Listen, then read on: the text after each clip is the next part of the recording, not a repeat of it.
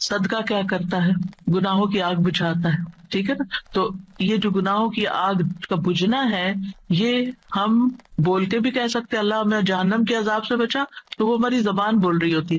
لیکن جب ہم صدقہ دے رہے ہوتے ہیں تو گویا ہمارا عمل جو ہے وہ اسی چیز کا تقاضا کر رہا ہے کہ ہم اپنے اوپر سے گناہوں کا بوجھ اتارنا چاہتے ہیں. تو ایک دعا سوال کے انداز میں ہوتی ہے اور ایک دعا حال کے ساتھ بیان ہو رہی ہوتی ہے، عمل کے ساتھ ہو رہی ہوتی ہے. اور دوسری جو دعا مسئلہ ہے جس میں مانگنے کی دعا ہوتی ہے، تو وہ یہ ہے کہ انسان دنیا اور آخرت کی کوئی بھی بھلائی طلب کرنے اور دنیا اور آخرت کے نقصان کو دور کرنے کا سوال اللہ سے ہی کرے.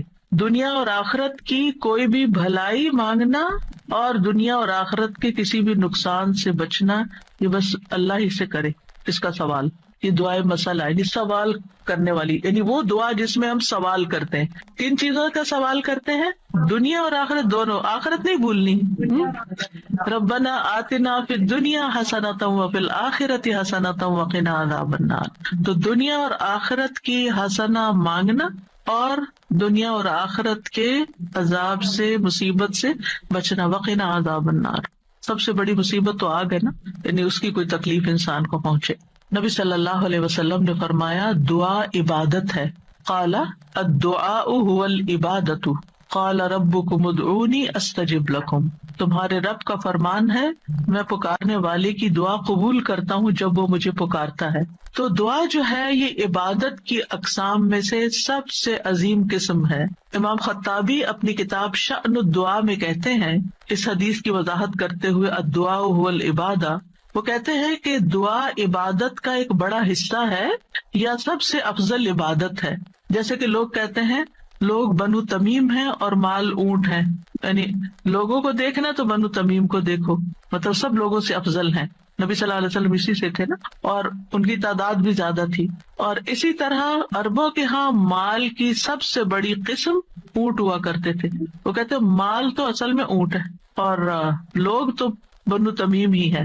تو اسی طرح کہا گیا دعا تو عبادت ہی ہے.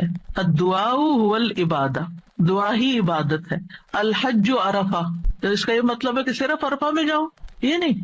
مطلب یہ ہے کہ جتنے بھی ارکان آپ حج کے ادا کرتے ہیں ان میں سے عرفہ کے دن کا قیام اگر کسی نے پا لیا تو اس کا حج ہو گیا، اور وہ سب سے بڑا دن ہے جس میں بخشش ہوتی ہے.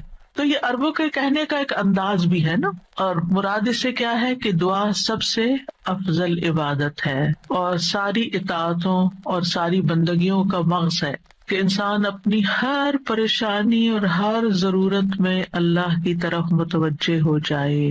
یہ ہے اصل مقصد. اگر کسی مشکل میں پڑ گیا ہے تو اس مشکل کے دور ہونے کے لیے بس اللہ ہی کی طرف رجوع کرے اور اسی کا انتظار کرے کہ وہی کاٹے گا. لوگوں سے توقعات ہٹا لے. اس کا مطلب نہیں کہ ہم لوگوں سے ہیلپ لے نہیں سکتے، آپ لوگوں سے ہیلپ لے سکتے ہیں، آپ ان کو بتا سکتے ہیں کہ آپ کس مشکل میں اور اس کا حل کیا ہے، لیکن ان سے توقع نہ رکھے کہ یہ میری مشکل حل کر دیں گے. مثلا آپ کو کوئی پرابلم ہوئی ہے، آپ کسی سے مشورہ کرنا چاہتے ہیں، آپ کسی سے کاؤنسلنگ لینا چاہتے ہیں، آپ ضرور لیں، لیکن یہ توقع نہ رکھیں کہ یہ آپ کا مسئلہ حل کر دے گا یا بس یہی آپ کے لیے سب کچھ ہو گیا. اس کو اللہ سبحانہ وتعالیٰ سے آگے نہ رکھے. کہتے ہیں نا ہمت مردہ مدد خدا. ہمت آپ نے کرنی ہے، کوشش آپ نے کرنی ہے، مدد اللہ نے کرنی ہے. دعا کی بھی ہمت ہوتی ہے اور دعا کے لیے بھی ایک ایفرٹ لگانی پڑتی ہے اور اس کے لیے یکسو ہونا پڑتا ہے. خصوصاً آپ دیکھیں کہ جب کسی بڑی پریشانی کے نتیجے میں انسان کے ہوش اڑ جاتے ہیں، اوسان خطا ہو جاتے ہیں، اس کو کچھ سمجھ نہیں آتی، تو ایسی صورت میں انسان اپنے خیالات کو مجتمع کر کے، فوکس کر کے، پوری توجہ کے ساتھ اللہ کی طرف جب متوجہ ہوتا ہے تو یہ ہے اصل میں دعا کی روح. اور نہ صرف یہ کہ بڑی مشکلات میں بلکہ چھوٹی چھوٹی ضروریات میں بھی اللہ کی طرف رغبت کرنی چاہیے. دعا کی ضرورت کیوں ہے ہماری زندگی میں؟ کیونکہ ہم اللہ کے محتاج ہیں، بادشاہ وہی ہے، ہم فقیر ہیں.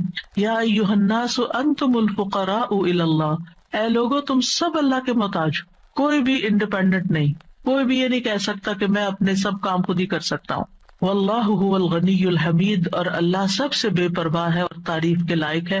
بندوں میں سے کوئی بھی بے پرواہ نہیں ہو سکتا، ہم سب محتاج ہیں. دوسری بات، اللہ سارے خزانوں کا مالک ہے.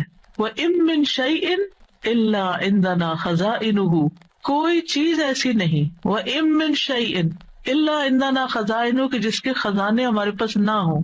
آپ کوئی چیز آرڈر کرنا چاہتے ہیں تو پتہ چلتا ہے وہ تو ہے ہی نہیں، ختم ہو گئی، اسٹاک ختم، آؤٹ آف اسٹاک. بڑی سے بڑی کمپنی، بڑے سے بڑے ریسورسز رکھنے والے انسانوں سے جب آپ مانگتے ہیں تو آپ دیکھیں کیا ہوتا ہے کہ انسان بعض اوقات وہ اوپر جا کے اتنے نیچے گرتے ہیں کہ پائی پائی کے محتاج ہو جاتے ہیں. ایسی مثالیں آپ نے بھی دیکھی ہوں گی، سنی بھی ہوں گی کہ کہاں ان کے پاس بہت کچھ تھا اور کہاں وہ زیرو پہ آ گئے. اللہ تعالیٰ ایسا نہیں ہے، ہمیشہ سے ہے اس کے پاس اور ہمیشہ رہے گا. ساری مخلوق اگر کسی میدان میں جمع ہو کر سب کچھ مانگے تو بھی اللہ تعالیٰ کے خزانوں میں اتنی کمی نہیں آتی جتنی ایک سوئی کو سمندر میں ڈبو کے نکالا جائے تو پانی جو سوئی کے ساتھ لگتا ہے اتنی بھی کمی نہیں ہوتی. وہ جتنا چاہے خرچ کرتا رہے، جتنا چاہے وہ بندوں کو دیتا رہے، پھر بھی اس کے ہاتھ بھرے رہتے ہیں، ان میں کوئی کمی نہیں ہوتی. ایک اور آیت میں آتا ہے سورۃ المنافقون میں، وَلِلَّهِ خَزَائِنُ السَّمَاوَاتِ وَالْأَرْضِ، آسمانوں اور زمین کے خزانے اللہ کے پاس ہیں. پھر کیا کرنا چاہیے؟ اس کے پاس جانا چاہیے جس کے پاس کوئی خزانہ نہیں ہے، اس کے پاس جو سارے خزانوں کا مالک. مشکل یہ ہے کہ ہمارے مانگنے میں کمی ہوتی ہے، دیر ہوتی ہے. وہ سب کچھ دے سکتا ہے، سب کچھ ہے اس کے پاس، یو نیم اٹ. آپ گھر جا کے بیٹھے غور کریں نماز کے بعد، کسی اور خاموشی تنہائی کے وقت، مجھے کیا چاہیے، مجھے کیا مسئلہ ہے، مجھے کیا پرابلم ہے، میری کیا پریشانی ہے، کیا اللہ کے پاس اس کا حل ہے؟ یقیناً ہے، وہ کر سکتا ہے، بالکل کر سکتا ہے. پر مجھے کیا کرنا چاہیے؟ اسی سے مانگنا چاہیے، اس سے گڑ گڑا کے مانگنا چاہیے، اس سے اپنی محتاجی اور اپنی بیچارگی کا اظہار کر کے مانگنا چاہیے. اَمَّن يُجِيبُ الْمُضْطَرَّ إِذَا دَعَاهُ وَيَكْشِفُ السُّوءَ، اللہ تعالیٰ آپ سے پوچھتے ہیں کون ہے جو بے قرار کی، مضطر، بے قرار، بے چین انسان کی بات سنتا، اس کو جواب دیتا. اَمَّن يُجِيبُ الْمُضْطَرَّ إِذَا دَعَاهُ، جب بھی وہ اس کو پکارتا ہے. وَيَكْشِفُ السُّوءَ، اور وہ تکلیف کو دور بھی کرتا ہے. ایسا نہیں کہ وہ صرف سن رہا ہے، اس نے وہ تکلیف دور بھی کر دینی ہے. اور آپ کہیں گے بس اتنی سی بات تھی، میں اس کو اتنا پہاڑ بنائے ہوئی تھی، اپنی زندگی کا بہت بڑا مسئلہ بنائے ہوئے تھی، اور اللہ تعالیٰ کے لیے بس اتنی سی بات تھی. میرے مانگنے میں کمی تھی، اس کے پاس نہیں کمی. ہماری دعا میں کمی ہے، ہمارے اخلاص میں کمی ہے، اس کے دینے میں کمی نہیں ہے. اس طرح پکارا کرے نا کہ اللہ تعالیٰ آپ تو دے کر کسی کمی کا شکار نہیں ہوتے، لیکن میری کمی پوری ہو جائے گی. پھر آپ دیکھیں ہر بھلائی دینے اور ہر تکلیف دور کرنے پہ قادر ہے. سورۃ الانعام میں آتا ہے وَإِن يَمْسَسْكَ اللَّهُ بِضُرٍّ فَلَا كَاشِفَ لَهُ إِلَّا هُوَ وَإِن يَمْسَسْكَ بِخَيْرٍ فَهُوَ عَلَى كُلِّ شَيْءٍ قَدِيرٌ، اگر اللہ تجھے کوئی تکلیف پہنچائے تو اس کے سوا کوئی دور کرنے والا نہیں، اور اگر وہ تجھے کوئی بھلائی پہنچائے تو وہ ہر چیز پر پوری طرح قادر ہے. وہ سب کچھ کر سکتا ہے، وہ قادر ہے. نہ آپ کی کوئی خیر اور بھلائی کو لے جا سکتا ہے، کیونکہ عام طور پہ ہم وہم کا شکار رہتے ہیں کہ اگر میری اس نعمت کا کسی کو پتہ چل گیا تو پھر کیا ہوگا، شاید وہ نظر ہی لگ جائے اور نعمت چھین ہی جائے. ہر وقت اس وہم کا شکار رہنا دراصل اپنے آپ کو ٹارچر کرنا ہے. نہیں، وَإِن يَمْسَسْكَ بِخَيْرٍ، اگر اللہ نے آپ کو کوئی خیر دی ہے، فَهُوَ عَلَى كُلِّ شَيْءٍ قَدِيرٌ، وہ ہر چیز پہ قادر ہے، وہ آئندہ بھی دیے رکھے گا. اس نے اس لیے تھوڑی دی ہے کہ بس ایک بندہ کوئی دیکھے اس چیز کو اور بس وہ واپس لے لے، وہ ایسا نہیں کرتا. ایک روایت میں آتا ہے کہ ایک شخص نے رسول اللہ صلی اللہ علیہ وسلم سے پوچھا، اے اللہ کے رسول، آپ کن چیزوں کی دعوت دیتے ہیں؟ یعنی آپ کی دعوت کیا ہے، آپ کیا بتاتے ہیں لوگوں کو، آپ کیا سکھاتے ہیں؟ آپ نے فرمایا، میں اس اللہ کی طرف دعوت دیتا ہوں جو اکیلا ہے، وہ اللہ کہ جب تم پر کوئی مصیبت آتی ہے اور تم اسے پکارتے ہو تو وہ تم سے تمہاری مصیبت دور کر دیتا ہے. یہ ہے اللہ کا تعارف. جب آپ کے بچے آپ سے پوچھیں اللہ کون ہے تو آپ کیا بتاتے ہیں؟ یہ بڑے بڑے لفظ بولتے ہیں نا. یہ دیکھیں یہاں پر کیا بولا گیا، اتنے سمپل. آپ بچے کو کہہ سکتے ہیں اللہ وہ ہے جو تمہیں کھانا دیتا ہے، اللہ وہ ہے جو تمہیں فلاں چیز دیتا ہے، تمہیں ماما بابا دیے ہیں. جو جو بچے کی ضرورت ہوتی ہے ایج کے حساب سے آپ اس اعتبار سے بچے کو اللہ کا تعارف کرا سکتے ہیں، ان چیزوں کے ساتھ جو نظر آتی ہیں اور جو اس کی پسند کی ہے کہ وہ ہے اللہ. پھر آپ نے فرمایا کون ہے اللہ کہ جب تم کسی بیابان اور جنگل میں راستہ بھول جاؤ اور تم اس سے دعا کرو تو وہ تمہیں واپس پہنچا دیتا ہے. اور صرف جنگل بیابان ہی، اب تو خیر GPS وغیرہ کی سہولت موجود ہے، اس کے باوجود بھول جاتے ہیں نا، اس کے باوجود غلط ٹرن لے لیتے ہیں، کبھی پہلے اور کبھی بعد میں. GPS فریز ہو جاتے ہیں، نیٹ چلا جاتا ہے، روڈ میپ ختم ہو جاتا ہے، کئی مسائل ہیں. تو کبھی بھی راستہ بھولیں تو ہم پہلی بات یہ سوچیں کہ اللہ سے دعا کرتے ہیں اللہ راستہ دکھا دے. راستہ بھولنے پر مجھے کبھی ٹینشن نہیں، میں ہمیشہ سوچتی ہوں اللہ پہنچا دے گا، ہو جائے گا، کوئی مسئلہ نہیں، اللہ کے تو علم میں ہے نا. میں تو کہتی ہوں کہ آپ کو پتا ہے نا کہاں ہے، بس وہاں لے جائیں، ہمیں نہیں پتا، آپ کو تو پتا ہے نا. تو جب آپ اللہ سے مانگتے ہیں، کبھی لاڈ پیار سے، کبھی اس کی کسی صفت کا واسطہ دے کر، کبھی اپنی عاجزی محتاجی ظاہر کر کے، تو وہ ضرور سنتا ہے. پھر فرمایا وہ ذات کہ جب تم قحط سالی میں مبتلا ہوتے ہو اور تم اس سے دعا کرتے ہو تو وہ تم پر پیداوار ظاہر کر دیتا ہے، یعنی تمہاری پیداوار اگا دیتا ہے زمین سے. یہ اللہ کا تعارف.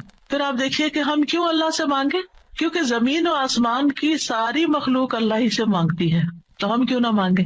آپ غور کیجئے ذرا اس بات پر، یسألہ من فی السماوات والارض کل یوم ہوا فی شأن، اسی سے مانگتا ہے جو کوئی آسمانوں اور زمین میں ہے، ہر دن وہ ایک نئی شان میں ہے، اسی سے مانگ رہا ہے. ہر کوئی جو آسمانوں اور زمین میں ہے، ہر کوئی.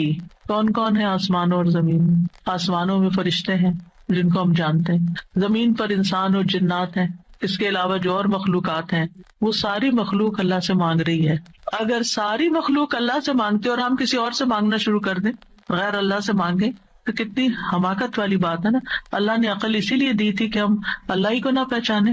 تو اللہ سبحانہ وتعالیٰ سے سوال کرنے کے اعتبار سے 4 طرح کے لوگ ہیں. امام ابن تیمیہ کہتے ہیں بس تمام آسمانوں اور زمین کے لوگ اللہ سے سوال کرتے ہیں تو ان کے 4 درجات بن جاتے ہیں. پہلی قسم، کچھ وہ لوگ ہوتے ہیں جو نہ ہی اللہ کی عبادت کرتے ہیں نہ ہی اس سے مدد طلب کرتے ہیں، حالانکہ اللہ نے ان کو پیدا کیا، ان کو رزق دیا، ان کو عافیت دی. یہ کون ہے؟ نہ اللہ کی عبادت نہ ہی اس سے دعا، کچھ بھی نہیں، کوئی تعلق نہیں. دوسری قسم کے وہ لوگ ہوتے ہیں جو اللہ سے مدد طلب کرتے ہیں تو وہ ان کی مدد کر دیتا ہے، لیکن وہ اللہ کی عبادت نہیں کرتے. ہاں، جب کوئی مسئلہ پیش آتا ہے تو پھر کیا کرتے ہیں؟ پھر دعا کر لیتے ہیں. ایسے لوگ آپ نے دیکھے ہوں گے، نماز نہیں، روزہ نہیں، صدقہ خیرات کچھ نہیں، ہاں کوئی مشکل پیش آئے تو پھر اللہ سے دعا کرتے ہیں.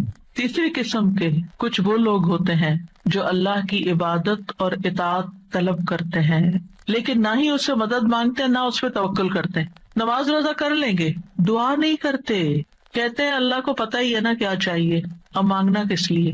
نہیں، اللہ تعالیٰ خود فرماتے وقال ربکم ادعونی، تمہارا رب کہتا ہے مجھ سے دعا کرو، تو کیوں نہ دعا کریں، ہمیں دعا کرنی ہے. چوتھی قسم کے وہ لوگ ہوتے ہیں جو اللہ کی عبادت بھی کرتے ہیں اور اس سے دعا بھی کرتے ہیں، اس سے مدد بھی طلب کرتے ہیں. تو اللہ تعالیٰ اپنی عبادت اور اطاعت پر ان کی مدد کرتا ہے، جیسے ہم کہتے ہیں رب اعنی علی ذکرک و شکرک و حسن عبادتک، تو اللہ تعالیٰ مدد بھی فرماتا ہے. اب ہم اپنے آپ کو دیکھیں کہ ہم کون سی کیٹیگری میں فال کرتے ہیں، ہم کہاں ہیں.